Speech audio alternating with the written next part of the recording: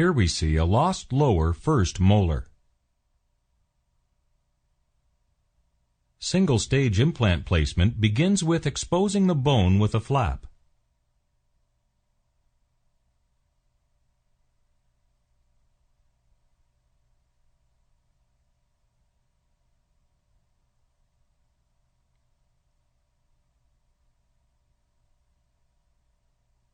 The implant is placed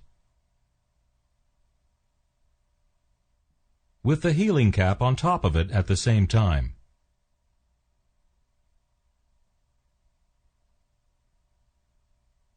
The flap is then repositioned and sutured into place.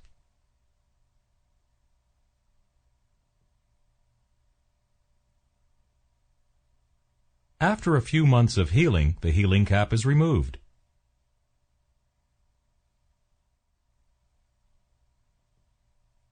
A post and core is screwed into the implant,